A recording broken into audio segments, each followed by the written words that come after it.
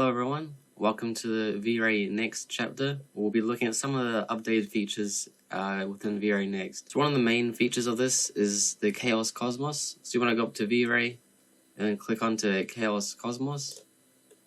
Now this is an easy way to put in people, trees, furniture, and things to populate your scene in a quickly and fast way without having to download other 3D assets.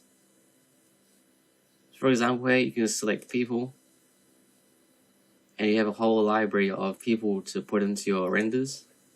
So if you choose a person, you just click download, and then once it's finished downloading, it'll come up with this blue tick here, and you just click import, and then you'll be able to place your asset anywhere in the scene to a point.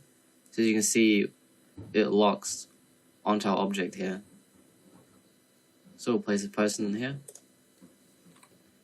So this works for people, furniture. In this case, we can put in some vegetation. So you can select trees.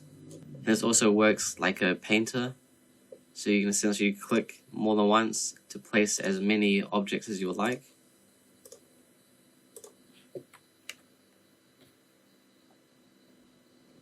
And so we'll just do a quick interactive render. And you can see, so it renders with photorealism. So all the objects are already detailed. You can edit the objects under the object panel here and select the object. But usually it's fine as it is. So as you can see in the render, it comes up with the person with all the textures on, and same with the trees in high detail. Also included in Chaos Cosmos, we have HDRIs.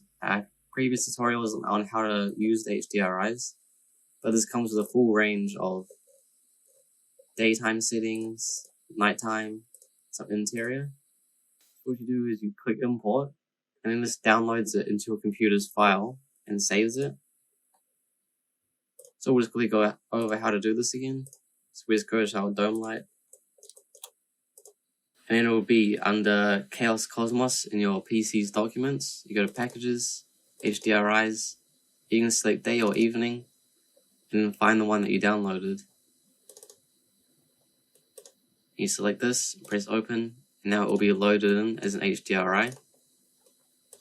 So we can set up a render again. And so now you can see we have the photorealistic HDRI loaded as a sky. All free included in V-Ray Next with Chaos Cosmos. So that's just a brief tutorial on how to use V-Ray Chaos Cosmos.